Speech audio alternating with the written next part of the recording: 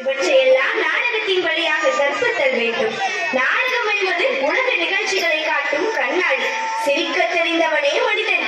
சிரிப்பு என்பது ஒரு உணர்வின் வெளிப்பாடு. இது மனித இனத்திற்கு மட்டும் உண்டான தனிச்சிறப்பு.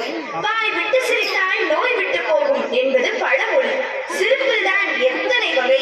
அகட்டு சிரிப்பு, ஆணவ சிரிப்பு, நையாண்டி சிரிப்பு, ஏளன சிரிப்பு, புன் சிரிப்பு. சிரிப்புக்கு சுவை கொடுப்பதாலே நகைச்சுவையாயிற்று. அத்தகைய நகைச்சுவையை வெளிப்படுத்தி உங்களை மகிழ்விக்க வருகிறார்கள் எமது பள்ளி மழலை செல்வங்கள். எவ்வளவு கூட்டம் இன்னைக்கு கலெக்ஷன் எதிரியா போறோம்.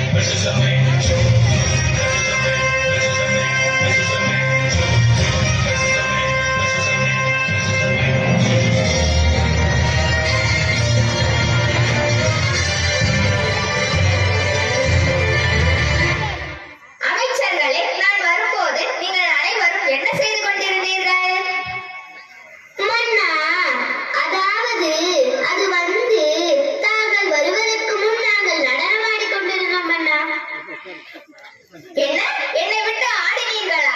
என்ன தைரியம் உங்களுக்கு? என்ன சாரே മനസ്സിലായോ?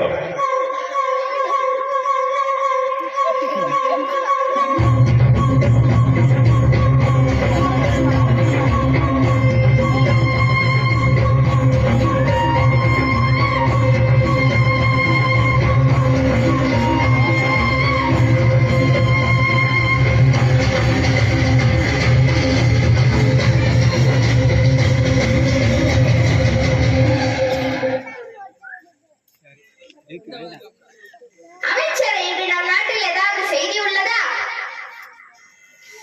இவன் கேட்டு என்ன பண்ண போறான்? ஒன்றுமில்லை, மக்கள் அனைவரும் நலமாக உள்ள. அமைச்சரே, தெனாலிராமன் அரசவைக்கு வரவில்லையா? ஆமண்ணா, தர்பாருக்கு வரவில்லை, தகவல் அனுப்பவில்லை மன்னா.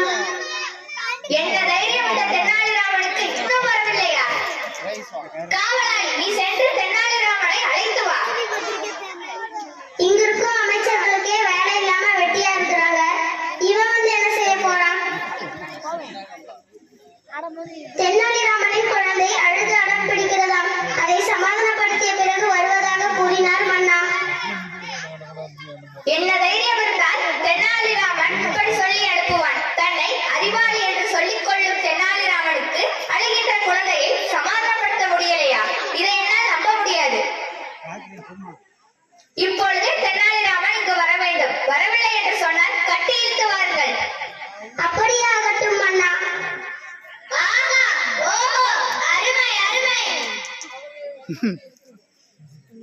மன்னா மன்னா, என்னை மன்னித்து விடுங்கள் பிரபு. என்னுடைய 3 வயது குழந்தை காலையில் இருந்து அழுது கொண்டிருக்க அதை என்னால் சமாதானப்படுத்த முடியவில்லை. அதனால் தான் என்னால் குறித்த நேரத்திற்குள் அரசவைக்கு வர முடியவில்லை. உன்னால் ஒரு குழந்தையை சமாதானப்படுத்த முடியவில்லையா? உண்மையை சொல் தெனாலிராமா. மன்னரிடமே பொய் சொல்கிறாயா? நான் நடந்ததை சொல்கிறேன், கேளுங்கள். காலையில் எழுந்தவுடன் என் குழந்தை கரும்பு கேட்டது. நானும் வாங்கி தந்தேன். அதை பிழிந்து சாறு தரும்படி கேட்டது. நானும் அவ்வாறே செய்து ஒரு கோப்பையில் ஊற்றி கொடுத்தேன். உடனே கோப்பையில் இருந்த கரும்பு சாற்றை தரையில் கொட்டிவிட்டு தரையில் ஓடும் சாற்றை மீண்டும் கோப்பையில் எடுத்து தர சொல்லி பிடிவாதம் செய்தது. அது என்னால் எப்படி முடியும்? அது முடியாத காரியம் என்று சொன்னாலும் கேட்கவில்லை. அதனால் தான் எனக்கு தாமதமாகிவிட்டது.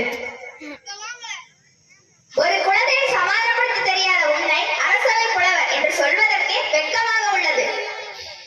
உலகிலேயே கடினமான செயல் என்றால் அழுகின்ற குழந்தையை சமாதானப்படுத்துவது மட்டுமே. நீங்கள் எப்பொழுதாவது அழுகும் குழந்தையை சமாதானப்படுத்தியுள்ளீர்களா? மன்னரிடமே கேள்வி கேட்கிறாயா? என்ன ஒரு ஆணவம் உனக்கு? சரி மன்னா, நான் குழந்தையாக மாறி அழுகிறேன். என்னை சிரிக்க வையுங்கள், பார்க்கலாம். எனக்கே சவாலா? பார்க்கலாம்.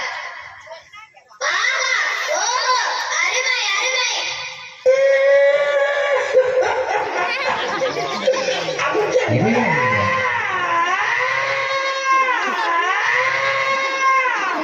அழாதடா கண்ணே, உனக்கு என்ன வேண்டும் என்று சொல்லுடா ராஜா. பழம் தரட்டுமா? பால் கொண்டு வர சொல்லட்டுமா ராஜா? மன்னா, குழந்தையை எவ்வளவு அன்பாக கொஞ்சுகிறீர்கள். ஆஹா, ஓஹோ, அருமை அருமை. எனக்கு இது வேண்டாம். அழாதடா சமத்து குட்டி, வேற என்ன வேணும் உனக்கு? எனக்கு ஒரு பானை வேண்டும், கொண்டு வாருங்கள். சரி, பானை தானே, கொண்டு வர சொல்கிறேன். காவலாளி, சென்று ஒரு பானையை கொண்டு வா. அப்படியே ஆகட்டும் மன்னா. பானையை வைத்து விளையாட போகிறாயா? இல்லை மன்னா, பானைக்குள் இந்த அமைச்சரை போக சொல்லுங்கள். இந்த பானைக்குள் நானா எப்படி போக முடியும்? என்னால் முடியாது, என்னால் முடியாது மன்னா. இல்லை, நீ போகத்தான் வேண்டும். மன்னா, என்னை காப்பாற்றுங்கள். அது எப்படி போக முடியும்?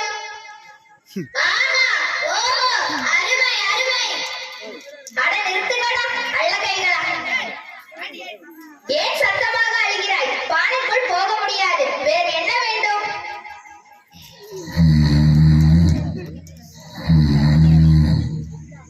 நான் குழந்தையை எப்படி சமாதானம் செய்வது என்று தெரியாமல் இருக்கிறேன். உனக்கு தூக்கமா? ஆஹா, ஓஹோ, அருமை அருமை. நிறுத்துங்கடா லகட பாண்டிகளா. தீனி பண்டாரமே, குழந்தையின் அழுகையை நான் எப்படி நிறுத்துவது என்று தெரியாமல் இருக்கிறேன். நீ சாப்பிட்டுக் கொண்டிருக்கிறாயா? மன்னா, நான் ஒரு கடிதம் சொல்லி சிரிக்க வைக்கிறேன். குழந்தாய், எண்ணிக்கை பிடிக்காத படிப்பு எது? அது போய் எலிக்கிட்ட கேளுங்கடா. அடே அறிவு கட்ட மங்குடி அமைச்சர்களே, குழந்தையின் அழுகையை நிறுத்துங்கடா. நான் அழுகும் குழந்தையை சிரிக்க வைக்கிறேன், பாருங்கள். அங்கே பாரு, ஒரு காகம் பார்க்கிறது. போடா லூசு, காகம்னா பறக்கதான் செய்யும். மன்னா, நான் முயற்சி செய்கிறேன். குழந்தாய், எப்பப்பெல்லாம் உனக்கு பள்ளிக்கூடம் லீவ் விடுவாங்க? அடே முட்டாள் அமைச்சரே, அங்க உட்கார்ந்து இருக்கிறாங்களே பிரின்சிபல், அவங்க கிட்ட போய் கேளுங்க. நான் அழுகையை நிறுத்துகிறேன் மன்னா. குழந்தாய், நான் உனக்கு நீச்சல் கத்து தரட்டுமா? தரையில எப்படிதான் நீச்சல் அடிக்க முடியும், முட்டாள் காவலரே. நான் பொம்மை தரட்டுமா? நீ வைத்து விளையாடுகிறாயா? போடா முட்டாள் அமைச்சரே, நான் சிரிக்க மாட்டேன். நான் ஒரு யோசனை சொல்லட்டுமா? போதுமடா உங்கள் அறிவு கட்ட ஆலோசனை. உனக்கு வேறு என்ன வேண்டும்? நான் உனக்கு பாட்டு பாடட்டுமா?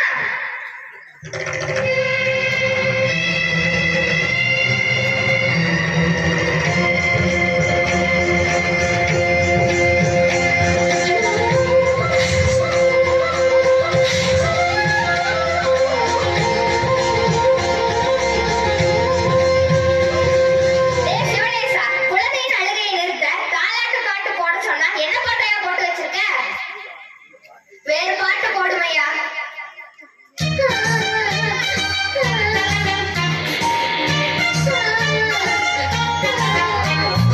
உருளைக்கிழங்கு செல்லக்குட்டி எங்க போச்சு? கத்திரிக்காய் கூடையில தூங்க போச்சு. கத்திரிக்காய் எட்டி மணி அழுதுருச்சு. அம்மா வந்து கொஞ்சினதும் சிரிச்சிடுச்சு.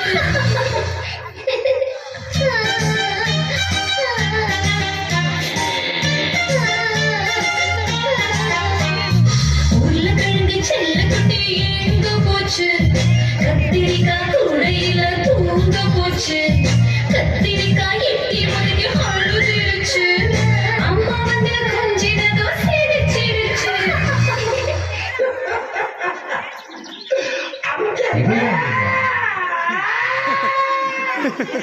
நான் கதை சொல்லட்டுமா? ஒரு ஊர்ல ஒரு பாட்டி வடை சுட்டாங்களா. அத காக்கா தூக்கிட்டு போயிடுச்சு. லூசு மண்ணா, நீ குழந்தையா இருக்கிற போதே தூக்கிட்டு போயிடுச்சு. இன்னுமாடா இந்த கதையை சொல்லிட்டு திரியுறீங்க? இதுவும் வேண்டாமா? வேற என்ன செய்வது அமைச்சரே? சரி, போய் கொண்டு வா. செல்போனை பார்த்ததும் இவ்வளவு ஆனந்தமா? எப்படியோ குழந்தையின் அழுகையை நிறுத்திவிட்டோம். ஆனால் இது நல்ல பழக்கம் அல்ல. ஆமண்ணா. தென்னாலிராமா, நம் நாட்டு இளைஞர்கள் செல்போனால் சீரழிகிறார்கள். அவர்களை அதிலிருந்து மீட்க ஏதாவது வழி கூறுங்களேன். மன்னா, மாணவர்கள் மிக முக்கியமானவர்கள். அவர்கள் தான் நம் நாட்டின் வருங்கால தூண்கள். முதலாவது, பெற்றோர்கள் தங்கள் செல்போன்களை குழந்தைகளிடம் கொடுப்பதை தவிர்க்க வேண்டும். அடுத்ததாக, குழந்தைகள் கண்ணால் பார்ப்பதை அப்படியே செய்யும் ஆற்றலுடையவர்கள். எனவே பெற்றோர்கள் வீட்டில் அதிக நேரம் தொலைக்காட்சியுடனும் தொலைபேசியுடனும் நேரத்தை செலவழிக்காமல் தங்கள் குழந்தையுடன் சேர்ந்து உண்பதும் விளையாடுவதும் பேசுவதுமாக நேரத்தை செலவழிக்க வேண்டும். போனில் விளையாடாமல் 1 மணி நேரமாவது ஓடி ஆடி விளையாட வேண்டும். இன்றைய சூழ்நிலையில் போன் இல்லாமல் இருப்பது கடினம்தான். உங்களால் முடியுமா மன்னா? கண்டிப்பாக முடியாது. சபாஷ் சபாஷ் தென்னாலிராமா, நீ என் கண்களை மட்டுமல்ல, நம் நாட்டு மக்கள் அனைவரின் கண்களையும் திறந்து விட்டாய். நம் நாட்டில் உள்ள அனைவரும் தென்னாலிராமன் கூறியதை கடைபிடிக்க வேண்டும். செல்போனை தேவைக்கு மட்டும் பயன்படுத்த வேண்டும். இதுவே என் கட்டளை, என் கட்டளை சாசனம். ஆஹா, ஓஹோ, அருமை அருமை. நான் நல்லா பண்றேனோ இல்லையோ, நீங்க நல்லா பண்றீங்கடா. அடிக்கிற அடியில காரணப்பட்ட கிளிய வேண்டாமா?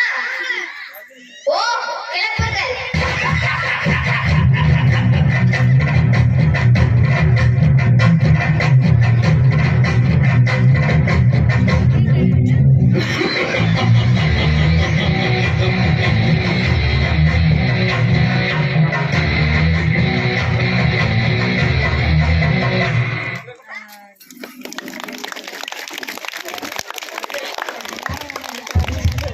செல்போனின் பயன்பாட்டை நகைச்சுவையாக எடுத்து கூறிய மாணவர்களுக்கு நன்றி. அடுத்ததாக தேவதை வம்சம்.